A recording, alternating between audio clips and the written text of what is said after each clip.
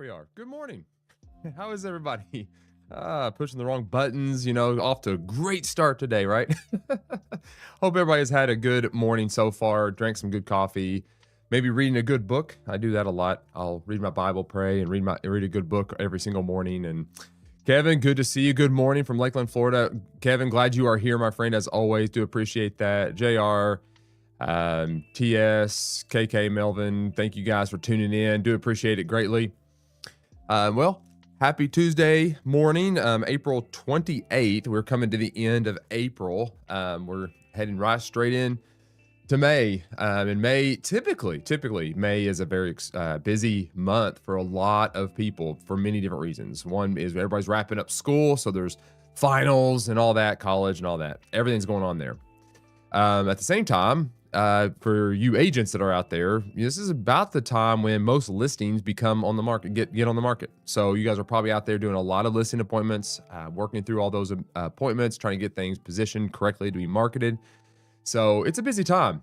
We also have like award ceremonies that we do with our agents, that kind of stuff. So May can tend to be just a jam-packed month, but isn't every single month. It seems like every month there's more and more stuff to do. So nothing new whatsoever.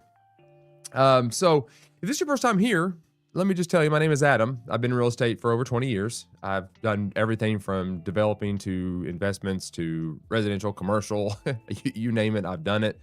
Managing brokerages, owning a brokerage, offices, all those type of things. I've kind of had my fingers in everything. I've even had an auction company at one point, did auctions as well.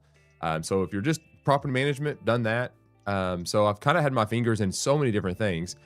So on this channel where you're watching me now, if it's on TikTok or on YouTube or Twitch or anywhere else, this is the Real Estate Advantage is what I call it. And basically what I do here on this live stream is I invite you in to grab a cup of coffee, join me as I go through some breaking real estate news or just industry information in regards to real estate specific. Typically, it's focused on helping real estate agents, but consumers also find a lot of value. I get a lot of messages from consumers as well, asking questions about buying and selling, that kind of stuff.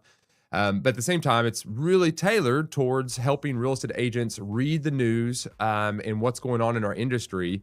We have a little bit of a discussion here in the chat, talk through things, which I just love that. I love it when people comment and make statements in the comments, and I can pause even when I'm reading articles and stuff like that. We can kind of talk through things. So feel free to do that. I always enjoy having that time with everybody. So, but today we, my goal here is to be here about 1 hour. Bobby, good to see you, my friend. As always, hope the training is going well. Keep up the good work.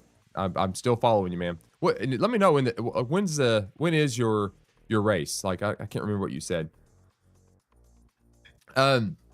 Today in today's show, let me tell you a little bit about what we're going to be covering, then we'll actually get into the show, just so you know what's coming.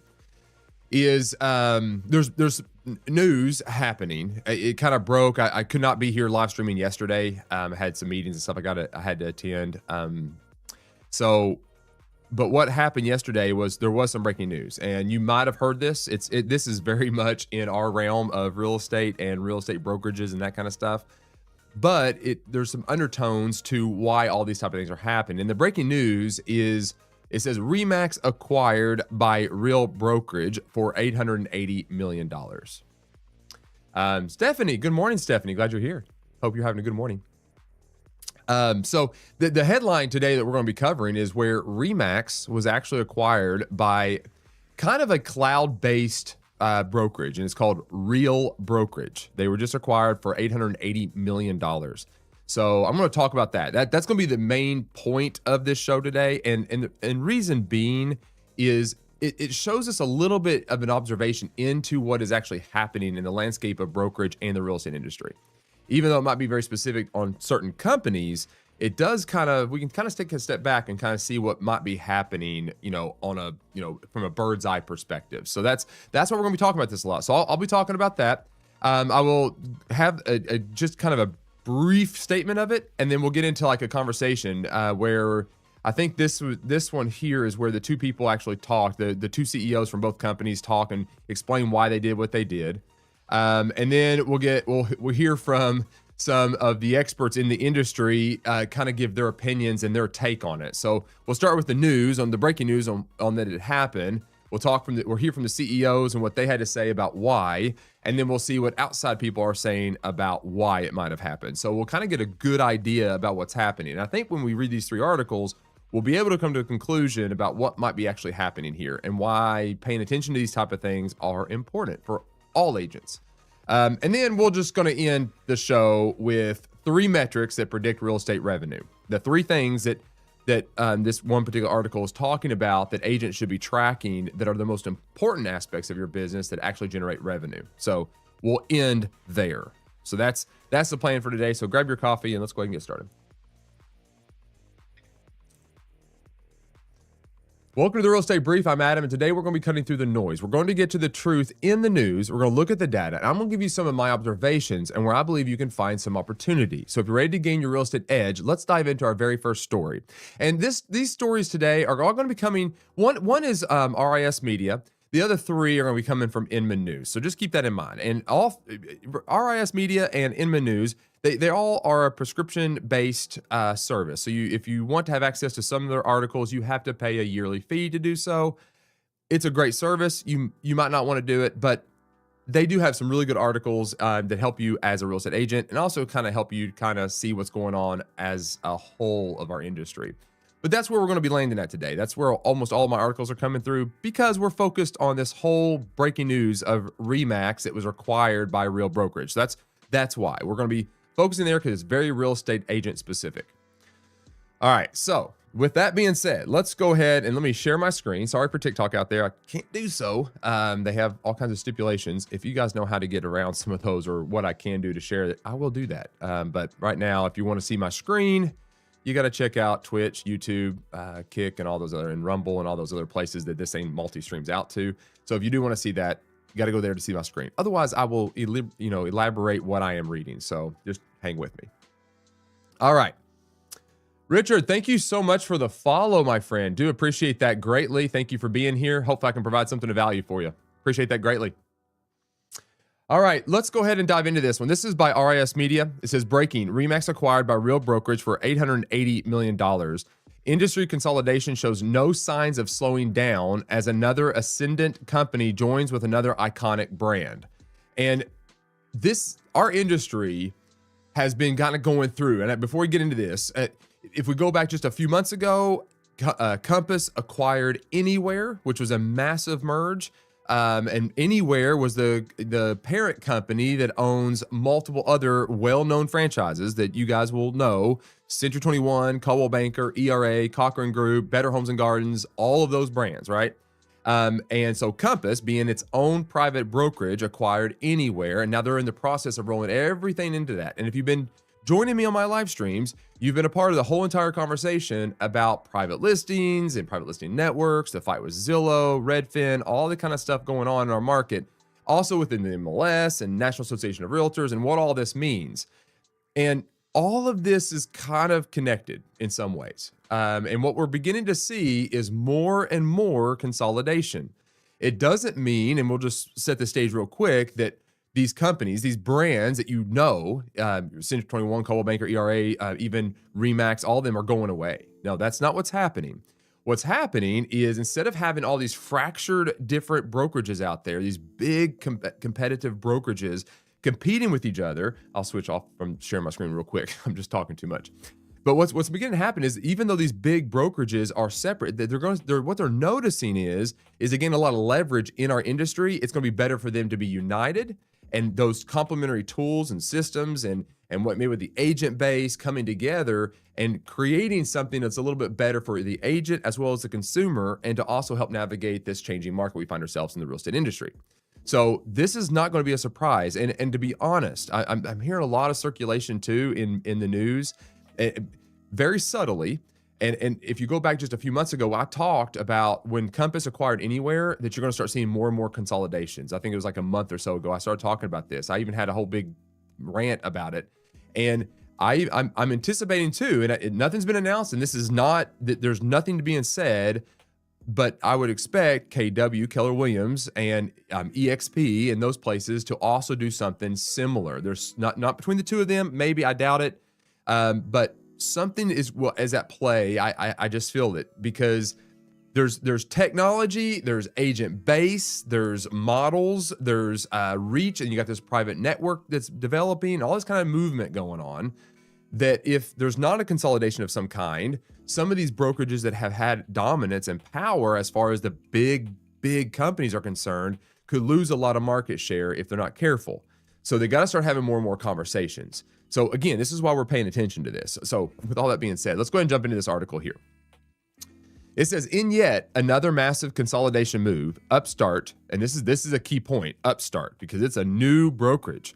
Real Brokerage announced it is acquiring RE/MAX for $880 million, with Real CEO Tamir Peleg taking the reins of what will now be known as Real RE/MAX Group. Okay, so that's going to be the new conglomerate company. The deal comes on the heels of several other mega mergers in the space, most notably Compass's acquisition of Anywhere and its many iconic brands, as Ascendant Tech-focused companies gobble up legacy brands. Now, this is a key statement right there, because if you analyze the Compass Anywhere acquisition, Compass is bringing to the table their own proprietary technology, a very robust, dynamic technology that now all those other iconic brands that I mentioned earlier, Century 21, Coldwell Banker, ERA, and all them, Better Homes and Gardens, all of them, will now get to take advantage of. Okay, so that's the win. The same thing can be said, and it probably will get into this a little bit, when you start looking at what Real Brokerage is compared to what RE/MAX is. Well, RE/MAX has a massive agent base, but they've struggled in the technology side of things. Real Brokerage is like a cloud-based model that is strictly focused on technology. So this is where the alignment kind of makes sense. RE/MAX looks at it as instead of us having to go out and build our own proprietary software, we can partner with a company that does that already. So it's beneficial for our agents to then do something similar. So that's why this kind of conversation happened. It's not a big surprise, really. And this is a quote, "To see the incredible momentum and strength of the RE/MAX brand today, I know now is the right time, and Real is absolutely the right partner to move RE/MAX into the future," said Dave Liniger. Dave Liniger was the founder. He was a co-founder of RE/MAX. In a statement, "Gail and I," that's his wife, "look forward to watching RE/MAX enter its next chapter alongside Real." Interesting side note, I actually owned a RE/MAX years ago, and I got to meet Dave Liniger and Gail at a lunch once. So it was really nice people, really, really sweet. Smart guy, really. But he's not really been too active involved in RE/MAX for many, many years. But anyway. The deal will result in a company that boasts a combined 8,500 franchises, over 180,000 agents, and an estimated $2.3 billion annual revenue. That's based on 2025 numbers. Real was the 5th largest brokerage in the country in 2025, according to Risk Media's 2026 Power Broker Report. And I'm kind of curious. I don't know. Oops. Got to type around this microphone. Let's see. Founded. That's what I want to know. I want to know. The Key Brokerage was founded in June of 2014. Okay, just to put this in perspective, in 2013, Real Brokerage didn't even exist. Okay, in 2014, Tamir Peleg right there started Real Brokerage. So this is a new company. Okay, so just that's interesting to know. All right, Real will continue to operate as a separate subsidiary brokerage under the new company. So again, they're not merging, they're staying independent, but creating a parent company. The deal is expected to close in the second half of this year. Liniger, who still controls 38% of RE/MAX shares, agreed to vote in favor of the deal, according to Real. Okay, so Dave Liniger and Gail are on support of this. They hold 38%, which is the majority. So, quote, "This acquisition is an important step on our journey to build a technology platform that empowers real estate professionals and improves the consumer experience. In the post-lawsuit and post-pandemic shuffle, RE/MAX domestic agent count has decreased." Okay, so there's already a little bit of point of tension inside of the RE/MAX brand. And it goes on, and the company experienced some high-profile leadership turnover. There's a lot of, if you go back and look at this, the president, CEO, and all that kind of stuff was flip-flopping around. A lot of changes happening inside of there. So there's a lot of movement going on. Real, for its part, has seen its business boom, leaning into proprietary tech and moving aggressively to expand its geographic footprint. Real has faced its own controversies, however, as a former CFO sued the brokerage alleging pregnancy and gender discrimination, also claiming the company and its executives did not maintain careful oversight of finances and product launches. Real denied the accusations, and the lawsuit ended up in mediation. Okay, so there was some tension there. Typically happens in big companies. Doesn't make it right, but it does happen. Real also has leaned hard into new products and AI, including subbing an AI version of Poleg onto an investor call. In previous conversation with RS Media, Poleg said that he wants Real to be known as the company that changed the way people buy and sell homes using technology. The details. According to a release from the companies, the deal is not subject to financing, with Real already securing, and this is kind of interesting, right?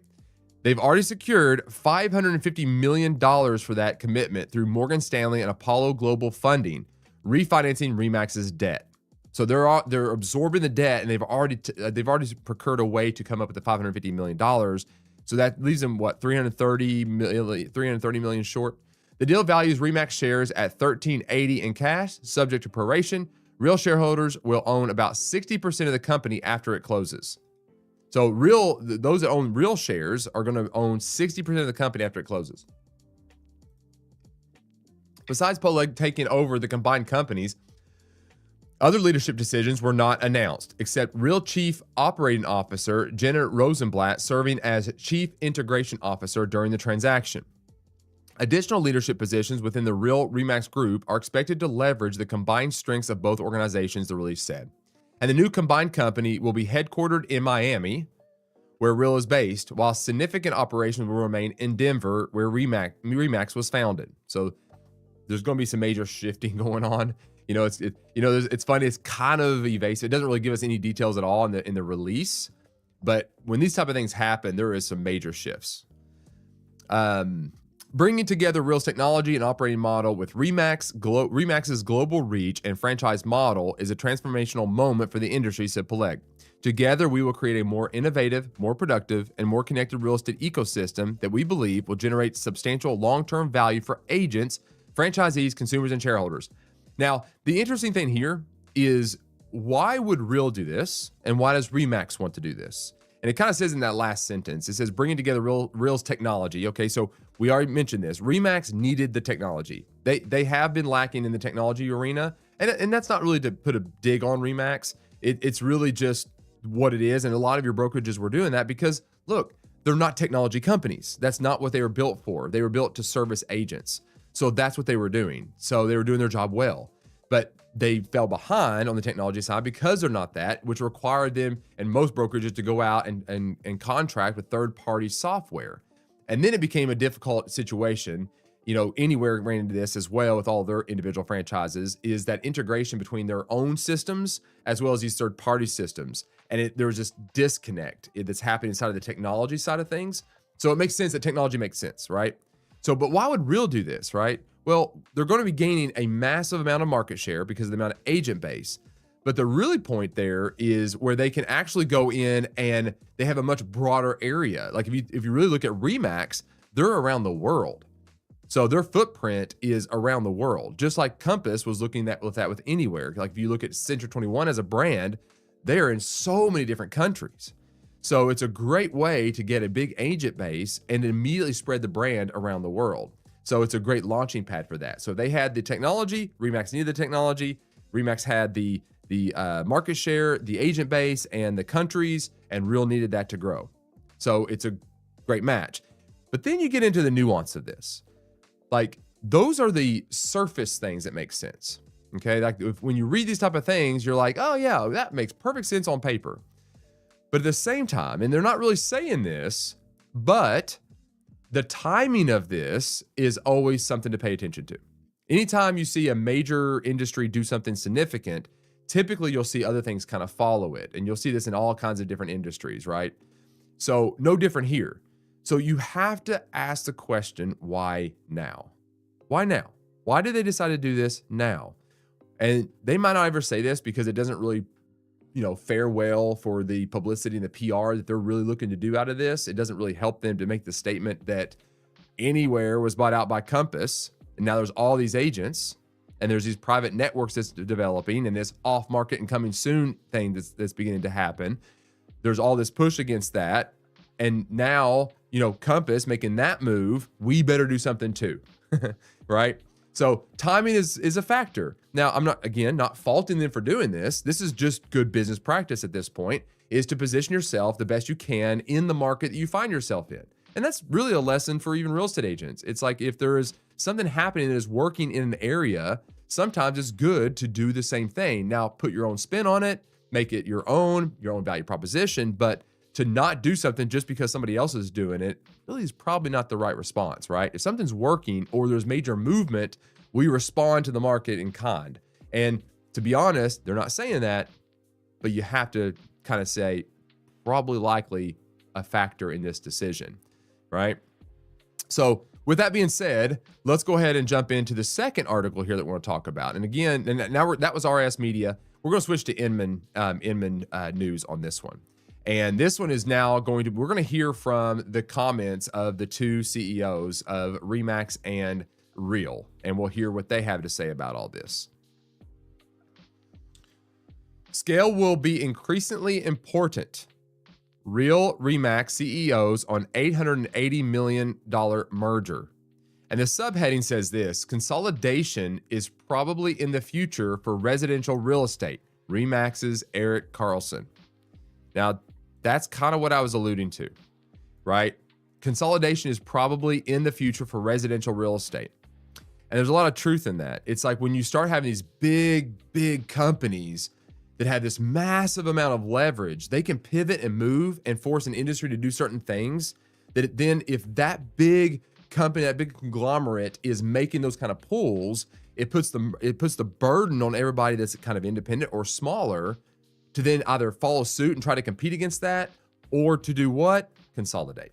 So that's why this is going to begin to happen. And I guarantee you there are so many conversations happening right now inside of the real estate industry between all these major brokerages. And like I alluded to, again, I don't know, but I would believe that Keller Williams and EXP and any other major brand out there are having conversations.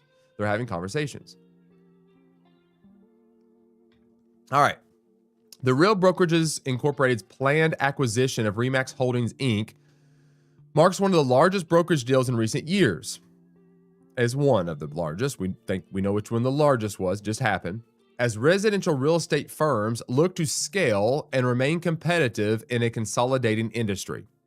The merger pairs a fast-growing cloud-based brokerage with one of real estate's most recognizable global franchise brands. A combination that brings together two very different operating models, and they're very different. Together, the newly formed Real RE/MAX Group would represent a 180,000 agent platform valued at roughly $880 million, the company said this morning. So yeah, the cloud, you got one that's like a cloud-based model. They don't really have, I think they do have a few little areas where they have like office space, but for overwhelmingly, it is a cloud-based real estate model. That's what it is. RE/MAX is a not traditional in the sense that it has physical office space. Most of them, I don't know all the details, but back when I had a RE/MAX, they have, if you want to use a desk, they have desk fees. Not all of them do. They have transaction fees, monthly fees, that kind of stuff that goes along with it. And then sometimes they have caps and higher splits and those kind of things. So more of like like a traditional hybrid type model, whereas Real Brokerage is a cloud model. So there are two different models that are kind of coming together here. All right. In a joint interview with Inman, Real CEO Tamir Peleg and RE/MAX Holdings CEO Erik Karlsson discussed the timing of the deal, how the two models will work together, and what the deal and continued industry consolidation means for agents and consumers. Hey guys, feel free to leave in the comments your thoughts immediately. Just like what kind of pops in your mind when you start hearing about these kind of things? Like, what are you thinking? Like, what's going on in your mind about this kind of news? Most of you guys, it's probably not even going to affect at all.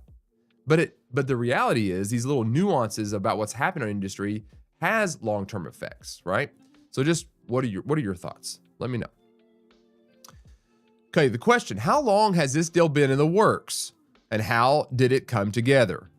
Tamir says, obviously, there are things we cannot disclose and everything will be available in the SEC filings later, which I'm kind of curious. I will be reading those because going back to my original position where I said timing is everything, that question is a great question. Now, again, if you don't really understand what's going on in the industry and not paying attention, that question doesn't mean much. It's like, well, who cares how long it was? Well, it does kind of matter though. Is this a response or was this planned for a long time, right? Do they feel the pressure or do they not feel the pressure, right? That's a very important question. But I've known RE/MAX as a brand since I was a kid. It's the most iconic real estate brand in the world. A couple of years ago, I realized that Real has the growth, the technology, and the momentum, while RE/MAX has a massive brand, global presence, and great agents with a focus on productivity, which is something we value a lot. There is a really good synergy between the two companies. Eric and I hold a lot of discussions about the future of the combined company and the value proposition to franchisees and agents. At the end of the day, it will be a win if our agents and RE/MAX franchisees win. When we got to a point where we were convinced that they would utilize our technology and together we could take the company into a greater future, we decided to join forces. Again, I don't blame them. I mean, it makes sense to me. Why not, right? How do these two models operate together in practice, and what should RE/MAX franchisees expect? And this is not a surprise at all. When Anywhere was bought out by Compass, all the franchisees of Anywhere had kind of the same question. Are we going to become Compass? Right? And it makes perfect sense because, if you're a franchisee and you own a RE/MAX company, you've spent thousands and thousands of dollars marketing the brand RE/MAX, and your agents have associated with you because of that brand and many other reasons, but the brand is still a factor. It's a well-known brand. So that would be a common question that would be asked. And so a clarifying answer would be welcomed by those franchisees. Peleg says, we intend on operating two separate brands. RE/MAX remains RE/MAX and Real remains Real. Okay, so right out the gate, that's what's happening. The RE/MAX brand is pretty much eternal and we want to preserve it and enhance it moving forward, which hence the name, right? Real RE/MAX, was it Real RE/MAX Global? Is that what it's called? So makes sense. They've named it, so both are included, okay? I was sitting in a restaurant last night and thinking about the fact that every adult in that restaurant knows the name RE/MAX. It's insane because there aren't too many brands in the world that have that kind of power. Nothing changes for RE/MAX agents. Nothing changes for RE/MAX franchisees, and nothing changes on the Real side. So they're just clarifying. Good clarification. What we do want to do is take our technology and offer it to whoever wants to choose to opt in and use it from the RE/MAX side. As soon as we close, we will try to roll it out there. There will be opportunities with Real Wallet with our AI capabilities. I think our ReZen platform can transform the operations of RE/MAX franchisees in every office, instill efficiencies, and help with cost cutting. So another thing they're making a point to do here, if you're with RE/MAX and you're thinking through this, or even Real, they're making it clear too that they're rolling this technology out, but not mandating that they use it. That's the position as of now. Now, typically a lot of times that will change though, because if RE/MAX is holding on to some kind of third-party, software that is integrated into your systems, more than likely those probably could go away because that's lost revenue for a product that they have internally. So, but maybe not. Maybe not. Eric Carlson, RE/MAX has been in the business for over 50 years and has done a lot of innovation and disruption. It's an iconic brand with tremendous consumer awareness. What I really like about Real is they have great culture and great people. I wrote a note to our network this morning, and I truly believe our best days are ahead of us for the Real RE/MAX group. I'm sorry, not global, but group. Real RE/MAX group. Transactions like this succeed or fail on integration, and integration is underpinned by people. For me, it's always about people, process, and technology. All right. It says RE/MAX is very successful in Canada. How much did its global footprint factor into your thinking on this deal? This is where I would think that they probably weighed in a lot. From a branding perspective, we believe there's a lot of opportunity in North America for the combined company, and we want to focus on that. On the global side, having access to more than 120 countries around the world is something that, if we tried to achieve it on our own, would probably take 10 or 20 years. So they're not wrong there. It takes a long time to break into other countries. So it's great to have that overnight, along with the local knowledge and expertise. At some point, Real might also branch out internationally, but for now, we are focused on North America while continuing to support RE/MAX agents around the world. This might I just add, this is a big take on for Real. Remember what I said, it started in 2014. So, how strong of an infrastructure do they have? And this is a big endeavor. Now, they are acquiring RE/MAX, so you probably got a lot of staff that's been doing this kind of stuff for a long time. So it's not like they're starting from scratch, but still, what a big acquisition. How do you view the current consolidation wave in brokerage? Now, this is a good question. And did Compass Anywhere deal factor into the timing of this one? I would say it did. I'm sorry. All right. From a philosophical standpoint, we're not trying to react. I don't think other deals have anything to do with this. It just made sense on a standalone basis. But I do believe that with the changes happening in the industry, scale will be increasingly important. The fact that you have a lot of agents and a lot of listing positions, you better to win in any kind of change that might happen in the market. There are a lot of forces on the surface right now, and this combination positions us extremely well to cope with them. The fact that we have both scale and the ability to react quickly because of our tech-focused nature positions us to be a winner in different scenarios. So here's the thing. To answer the question, what does he say? Philosophically. Okay. Sure. If you look at what we've talked about so far, philosophically, it makes sense, right? On paper, now that we've had this conversation, our technology, their reach, this makes perfect sense. But the reality is the external pressure forced them to have the conversation. So philosophically, they could actually come to that conclusion. I think he kind of alluded to that. I understand their position not wanting to directly say that because it doesn't put them in the best light as far as to say that. But I mean, even if they were to come out and say, we did it for this reason. Now, but that's not the only reason. I think that's true too. And I don't think there's anything wrong with that because, it's good strategy. Simply put, like if you're playing chess, if you play chess at all, my son's really big into chess right now. And he's showing me all of his moves and stuff that he does and kind of how he wins certain games. But if you look at chess, a lot of times when you start playing chess, when you enter into the game and you start moving your first pieces, a lot of times you mimic and do what your competitor does. Because you put in thoughts like, does that person know what I'm thinking and what I'm about to do? Or do they have a different strategy even though they're copying me? So it's not like doing something similar or in response to somebody else's move is a bad thing. Because if you respond in kind, you still position yourself to make strategic moves on the same playing field. But if you don't respond at all, you're not even playing the game. So I think they could have easily taken the position that, we had to start having these conversations because that is important that we do this. There are things happening in our industry that is relevant. And I think his words are key, philosophically, right? I think that's good. And he goes on, but I do believe with the changes happening in the industry, scale will be increasingly important. Of course it will. Because you've got a massive amount of agents moving as a block that benefits that group. So logically, you need to do something in response. And if any other brokerages are out there listening, not that I have any sway on you at all, because I know you guys are having these conversations, it's important to have these conversations. This is going to make the industry move a whole lot faster. Carlson said, the industry has started to consolidate. A consolidation is probably in the future for residential real estate. That's a quote from the subheading headline. But scale for scale's sake won't work. And that's true. You don't just scale because we need to scale in response to it. It has to be the right scale. These are complementary businesses with people who are focused on serving customers every day. And that's a major reason why this transaction will be successful. And that's true. You got to take your time. You got to make sure that you're scaling in the right way. You don't just scale because of a response. Again, going back to my whole chess analogy, just because your competitor moved a certain piece, it doesn't mean you do it every single time. You only do that if you know what you're doing and you're making a strategic move. But on the surface, it's usually a good idea to strategically respond in kind. So what does this mean for consumers and brokerages continue to consolidate and get bigger? Poleg says the human component in real estate is so strong and it's not going anywhere. 100% agree with that. 100% agree with that. For consumers, there are two big things. One is that we now have a larger network and that works in their benefit. It means more collaboration across countries, more visibility, more exposure to listings, and more knowledge flowing within the network.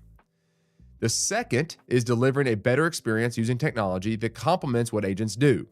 People want faster, smoother, and more transparent experiences, and this is what we will be able to deliver. All right, the final question they ask, okay? This is the final question, and Emin, good job. Good job with this question, because I think this is part of it. Okay. It says, will the combined company push into private listings or internal inventory strategies? Okay. This is the whole conversation we've been having about Compass Anywhere, Compass Initiative, what Zillow's response and all that in fighting, all that kind of stuff, what MLS's response are going to be, what this all looks like. Great question, Emin. Public answers. We will do everything that we believe is in the best interest of our agents and their clients. All of the decisions we're making are in collaboration with the agent community. If agents see the benefit of doing something in that direction, we will go ahead and do it. Yes. That's my answer. Like, look, again, all these things moving, okay? If you follow the conversation here and you see what everybody else is doing, everybody's announcing their own private network. They're bringing agents into the pool. So when this becomes a thing and all this off market and all this kind of stuff becomes kind of the norm practice of like what most of these big brokerages are doing, like Compass, if they start doing this as a whole, that you have this pre-marketing plan in place where all these agents under Compass that are part of Compass now have this entire big network with Redfin and this contract they have with them to syndicate their properties to those sites first before they show up anywhere else, then yes, they're going to do something like this. And you can read multiple articles. Just go in there and read what's going on. Compass is out negotiating deals with certain MLSs to make it where it works for them to have this pre-marketing package that doesn't show days on the market and some other historical data, not to handicap their own sellers, right? So this push is working. There's things changing. So if you watch and you pay attention, then the answer to that question is, yeah, we're talking about it. And we're probably going to come out within a few weeks, or once this deal is finalized, we'll come out with our plan and what that looks like, right? I mean, even Zillow caved to that whole entire thing. They came out with their whole conclusion about what private listings look like and how that works. And it's kind of a response to Compass, and they push back on Compass, and they've got this fighting stuff going on. But the thing is, the answer to that question is yes. They are going to do something. They're going to do something. And now this actually makes me think. This makes me think. I wonder, and go with me. Sorry, slight bunny trail, but this is what we do here. This is a conversation, right? So sometimes we might even have dead air. Most of the time we don't, because I like to talk a lot. But one of the things I'm interested in is if Remax has signed and agreed to do the Zillow pre-marketing plan. So let's see. Let's see what happens. Has Remax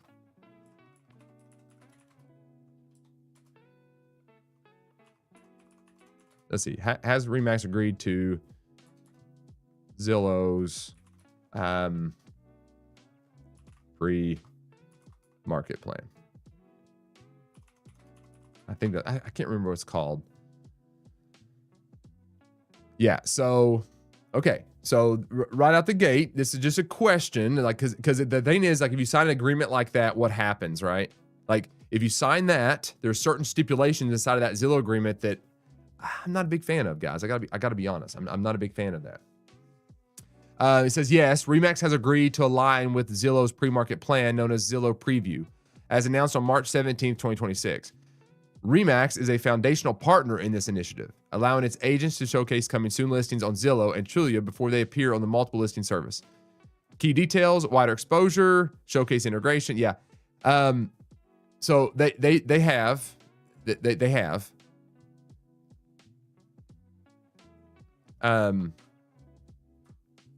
Remax agents gain powerful listing toolkit with Zillow Preview and Showcase. Yeah, I thought they did. So they are part of that. So I have a lot of questions for Zillow personally. Like, I read that entire agreement. Not the biggest fan. But anyway, teach their own. Maybe I'll get into that some other day. But they have done that, so it's just food for thought. All right, let's go ahead now into the final article kind of about this topic. I'm sorry, we're laboring on this a lot, but this goes right along with all we've been talking about. It's very important that we pay attention. It's very important. All right, a bold move. Industry veterans react to Real's Remax deal. We all thought Remax would be next. We just didn't think it would be real. It's actually kind of funny to play on words. I love that. I would agree. When I got the headline yesterday, I was kind of shocked, to be honest. I was like, wow, Real. And that Real was the one buying them out. And it seemed like I had read an article not too long ago where Remax was something leaked or something like that about them talking to some other brokerages about something. But I was shocked that it was real.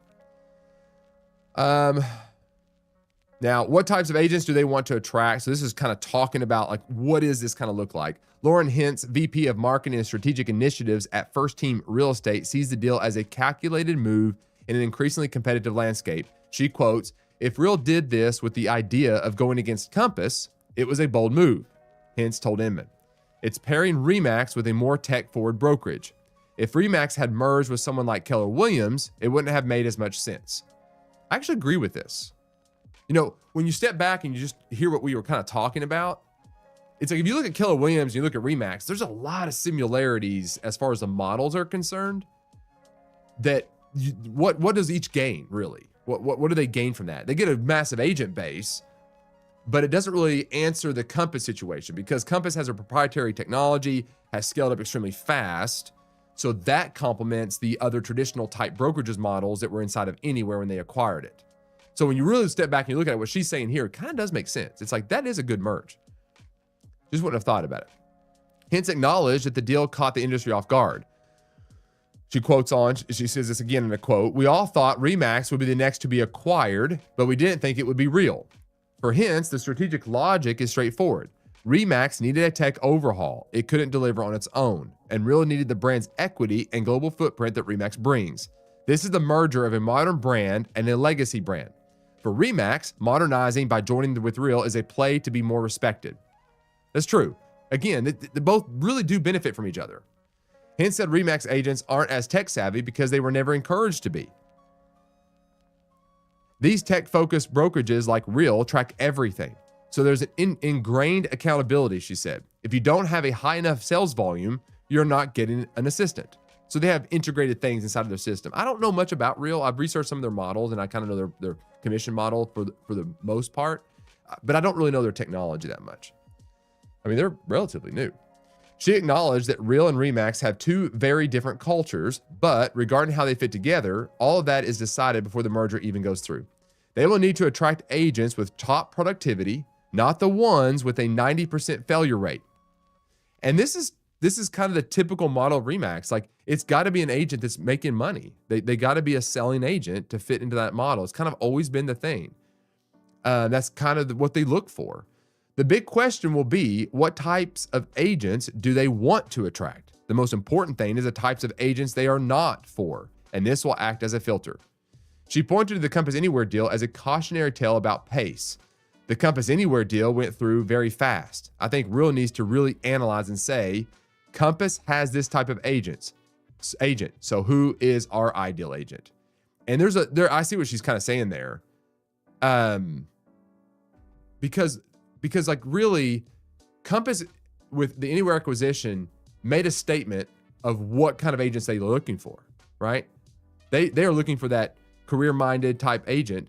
The Remax typical model. Now this is a blanketed statement, okay? This does not apply to every single brokerage and all that kind of stuff, but blanketly stating typically was only producing agents. That was typically what would be drawn to Remax because their model basically made it beneficial for an agent to pay into the system and get a higher split and maybe caps and that kind of stuff, but still have some monthly fees and things like that associated with it. So typically that's who was attracted to that brand. So redefining.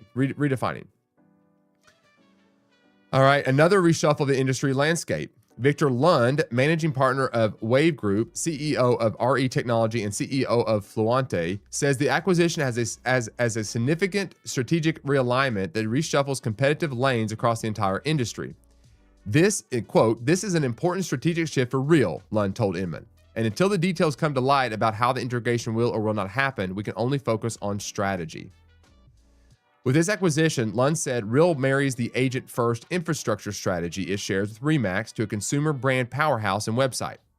Real agents will benefit from one of the top high-intent consumer search sites on the planet. He said Real also picks up instant global expansion. Remax agents now find themselves aligned with the parent company that shares the same agent-first values and a new, well-operated technology infrastructure. We've kind of labored this. This is where the benefit makes sense. Celebrate the marriage with a global brand powerhouse and consumer search site. Meanwhile, Remax agents should be excited about the sovereign technology services from Real. So those are the two things meeting together.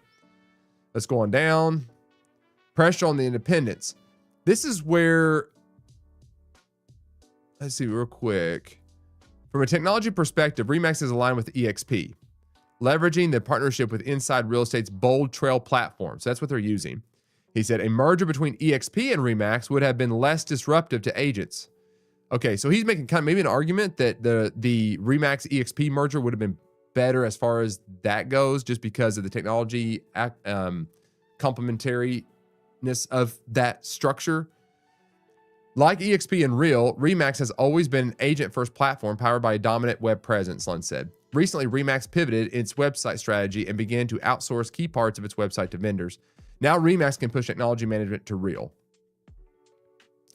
Yeah, and this is a very hard thing. When you start outsourcing parts of your model to third parties, you lose a little bit of the control of what that might do, and then you're constantly struggling to integrate all that into one. And that's not just a Remax problem. That has been a problem across so many brands, independents to all of the Anywhere brands as well. It's been a major problem. So, very curious to see how this all plays out. Now we get into the whole conversation about independence. For independent brokerages, the deal sends a clear message. Digital transformation is no longer optional, according to Hintz. From an independent brokerage perspective, this says that you should have a leading digital transformation. This puts more pressure on the indies. And look, it really does. It does put pressure as far as the technology side of things goes. And it's not saying you can't do it. I pray you do. I mean, I like a diversity in the market.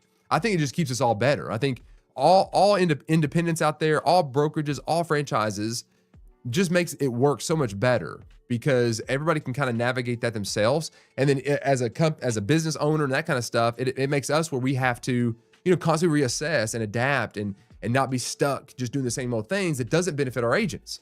So all that's good. And I think there's an opportunity here, but the pressure is on the indies as far as the technology and AI and all that kind of stuff goes, because now you're outsourcing all this material and then you're still working to try to retain your agents. And it's a very difficult thing. He says, indies can be more agile. We don't need to report to a board of directors. Independent brokerages are thriving because we can pivot on a dime. And that's very true. That is a luxury that the indies have. No one can tell them anything. They can pivot quickly and move around. But the problem is that question of acquiring technology and what expense does that come at? And then ultimately, how do you support your agents to make them to stay with you when you've got these bigger companies that are still giving high splits and caps and everything else to benefit the agent, while at the same time giving them all the tools and resources? So it's a balancing act, guys. It's going to be difficult. But the question hanging over the deal, she said, is the one that applies to every large-scale real estate merger. While a merger like this is great, what happens afterwards? Yep. We'll see. We'll see what happens afterwards. So, guys, I know that was a big, long conversation about Remax and Real. But, and like I said at the very beginning, is it might be something that doesn't relate to you at all, but it does. Because when you start seeing big things like this take place, you're going to see something trickle down that is ultimately going to affect the industry that will eventually affect you. Because you're getting these big, massive companies with hundreds of thousands of agents under one umbrella moving as a block on the big scale. And that has long effects on things. So keep that in mind. Stay in the trenches reading these type of things, especially if you're an independent. This is more important for you than it is anybody else. If you're an agent and you're with one of these brands, or any massive national brand at all, you're going to be benefiting really quick from this, because all those big national brands are pivoting and trying to bring more to the table for you, because now it's getting more competitive. It's ramping up. So you as an agent are kind of sitting there like, oh, what can I get here, right? There's a little bit of this win. The indies now have to be very proactive and looking at their tech stack and their reach and their marketing and their agent acquisitions and retention and all those type of things. They need to be in the trenches. You guys need to be in the trenches a whole lot more, because you need to respond to this in some way. And it might just be that you're very local. Like, you are so focused locally that you are that local expert where you can pivot and move in response to these type of things. So, but anyway, there you go. Okay, let's jump into our final article here and we will wrap up. And just so you guys know, I will not be live streaming tomorrow, Wednesday. I've got a morning meeting I've got to be at, but I will pick back up on Thursday. And I probably will do another Friday stream, to be honest, because I've not been getting too much news. I've also not had time to post any shorts or TikToks or anything like that. Tis the season. And guys, to be honest, like, I do this when I have time because it's fun. Like, I like doing it. Like, if this becomes a job, that's when I won't be doing it. So if there's no TikToks or YouTube shorts going out or whatever, it's funny. I got like a few messages like, where's all your shorts at? You're going to drop in your rankings and all this kind of stuff. And look, I want to grow this thing, sure. But my job, I'm not focused on like becoming an influencer. I do this because I enjoy it. I'm not gonna have the pressure of meeting some kind of algorithm. I do it when it works. Like, I just enjoy doing it, and I like having this community together. Definitely not gonna feed a system. So just know that I'll get videos and stuff out there when I can, and I'll throw shorts out there and TikToks when I can, and edit those down. But I do appreciate everybody reaching out saying, hey, where are you? So I do like that. That's very, I do appreciate that greatly, because that means a lot. You guys care. I mean, those that are commenting and let me know that, I appreciate that. All right. With that being said, let's jump into our final one. And now we're going to switch. I'm getting done with all this acquisition stuff and Remax. Wow. I don't think I've said Remax this much in years. But this article, again, is by Inman. It's for agents out there. But I would also say brokerages themselves can do this. This is an article, let's see, it's written by Verl Workman. I always like to read about who this person is. Let me jump down here real quick. Verl Workman is the founder and CEO of Workman Success Systems and author of Raving Referrals for Real Estate Agents. Okay, so I've not read that book. Raving Referrals for Real Estate Agents by Verl Workman. Not recommending it. I'd never read it. But I did like his article here. I skimmed through this morning. I didn't read it, but I skimmed through it. I was like, no, I think this is exactly where I would land as far as what agents should be tracking. So the title is, these are the only 3 metrics that predict real estate revenue. The only 3 things that predict real estate revenue. The subheading is, make sure the metrics you're tracking are actually predictive instead of lagging.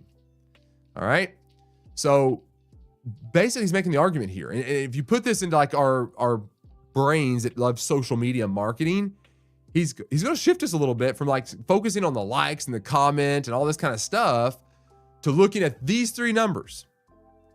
And he's going to be cutting through a little bit of this whole idea of hustle culture, where going back with what I just said about how I'm just not going to feed an algorithm to try to gain revenue. I'm going to keep trying to provide value when I can, and it fits inside of my scope of what I'm capable of doing and those type of things. And what he's going to make the argument for is like this hustle culture that says you got to post, you got to do all these type of things, doesn't necessarily generate money for you.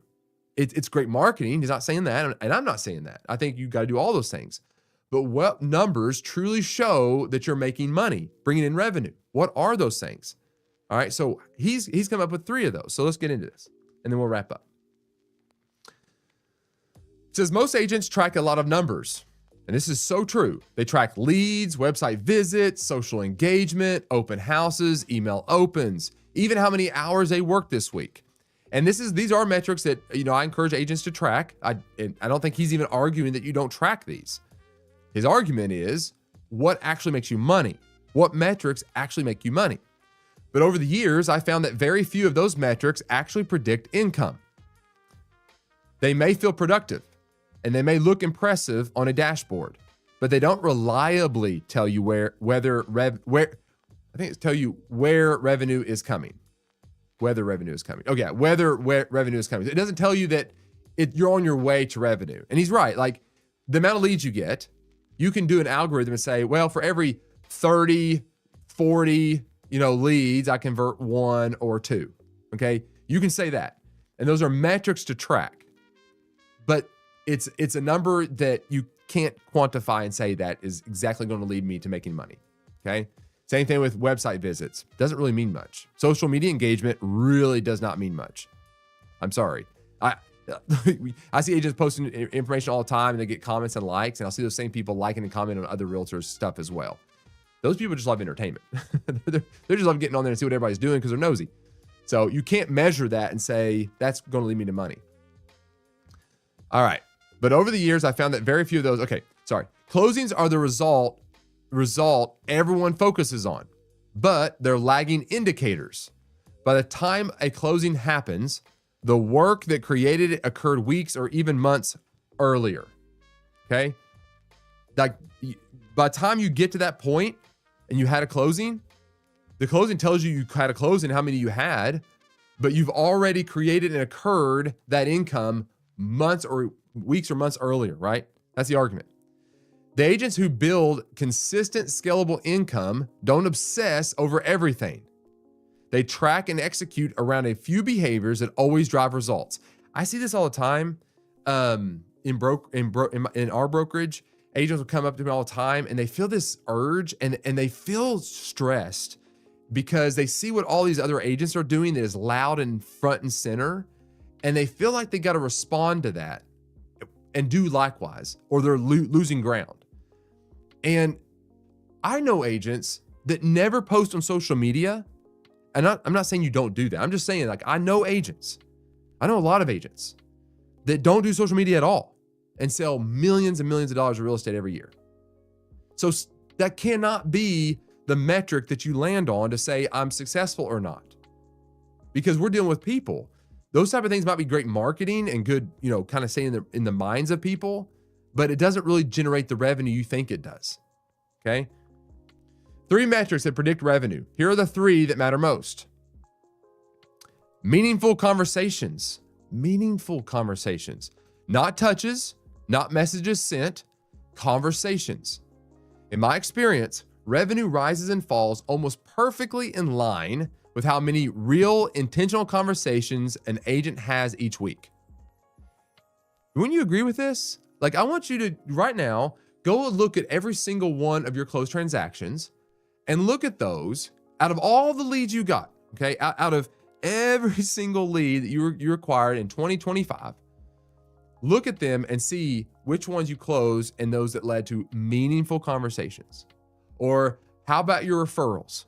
How many of those referrals that you received had meaning conversations with the person that gave you that referral, right? Go and look at those numbers. And he's arguing that those are the numbers you should track. A meaning conversation isn't a quick text or social media comment. It's an interaction where real estate is discussed, needs are uncovered, and relationships are moved forward. When conversations drop, income drops. It does. When conversations rise, income follows. This is why many agents feel busy yet struggle financially. Activity without conversation doesn't create opportunity. Strong agents schedule their days around connection. They protect time for outreach. They measure how many real discussions happen, not how many tasks get checked off. A lot of times we do a lot of busy work. We do tons and tons of busy work thinking that we're making money. We're just moving deals along. What you need to be doing and prioritizing every single day is what he's saying, meaningful conversations. You do prospecting, lead generating, and it's setting a time for meaningful conversations where you're helping and guiding and providing value back to the consumer. Number 2, appointments set and kept. Conversations create opportunity. Appointments create momentum. Every transaction begins with a meeting, whether in person, on the phone, or virtually. When appointment volume increases, closings inevitably follow. But there's an important distinction. Appointments set versus appointments kept. Over the years, I found that a lot of agents are good at scheduling, but struggle with follow through. Clients cancel, meetings get postponed, and momentum fades. Top producers focus on both. They track how many appointments they set each week and how many actually happen. How many appointments have I set for this week, and how many of those did I actually go in and have a meeting with somebody? That gap tells you everything about communication quality, urgency, creation, and client commitment. When appointment ratios improve, revenue becomes far more predictable. So one of the things like you monitor in this, and this is where you can hone in on weaknesses of yourself, is if you are great at meaningful conversations and you're getting to the point where you're setting a lot of appointments, but yet you then find out that they cancel and they don't come or these don't happen, and it doesn't lead to anything else. Those are the areas that you can say, man, I need to work on maybe the way I deliver information, the way I provide value back. I need to work on my buyer and seller presentations. I need to work on my objections, right? These are those areas where you can self-reflect and say, well, maybe there's something I am doing. Maybe there is a way that I'm actually communicating to set the appointment that has fallen through and not building trust with that person enough. And so when you monitor that, I think he's onto that correctly. I think if you know those two numbers, like how many appointments I set and how many actually went on, how many fell through, I think it will expose weaknesses in the way you process this and come to the table. So good numbers to track.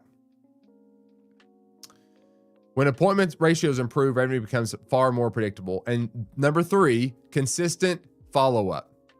This is where most income is quietly lost. The majority of transactions don't come from first contact. They come from consistent professional follow-up over time. In my experience, agents drastically underestimate how long decision cycles last. Buyers pause, sellers wait, and life happens.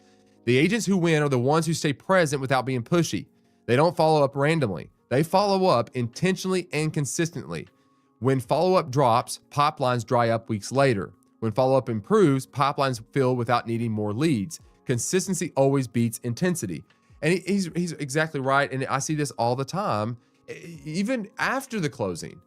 Most agents do not have a consistent follow-up after they close. Asking for referrals, offering value, checking in, all of those type of things are follow-up to keep that person remembering who you are to build your business. The other thing is when you get all those leads, and if you are an agent out there that's paying a lot of money for leads and you don't have a very good, solid follow-up system, you are wasting so much money on the table. Your 1099 might have a big number on it, but I guarantee your income and profitability is way down because you're throwing money because your follow-up is lacking. So that's a very crucial thing to track is what does that look like? Why these 3 work? These metrics are powerful because they're leading indicators. When you track those numbers, they lead you into understanding where income comes from. It's a great argument. They measure the behaviors that create future closings instead of reacting to past ones. If conversations are high, opportunity is growing. If appointments are happening, momentum is building. And if follow-up is consistent, pipelines stay full. When all 3 are strong, revenue becomes predictable. When one weakens, income eventually reflects it. The real shift agents need to make. Most agents chase results. Top performers manage behaviors. Well, we can dissect that one for a while. I don't have time. Most agents chase results. Top performers manage behaviors. They don't wake up hoping for closings. They wake up committed to the activities that always produce them. And this is part of that time blocking. Every single day, do the things that generate the income and the revenue. Every day. That is your number 1 priority as a real estate agent. Knowing what is producing the revenue and replicating it every single day. If you start taking on more and more jobs in this industry, more paperwork, all that kind of stuff, it's taking you away from doing the things that's actually generating the income. So then you lose all momentum. So and he's right, these are the numbers that will show you those leading indicators that lead to the revenue that you're looking for. So when you set a goal, like I want to make, $150,000 this year or $250,000 this year, and you start working backwards from there, it leads you into tracking these leading indicators that help you get to the number you're trying to get to. And these are great metrics to monitor. Most agents chase results. Okay, they treat their business like a system, not a gamble. And when you focus on the few metrics that actually move the needle, everything becomes clearer, calmer, and far more scalable. If you want more income, don't start by chasing more leads.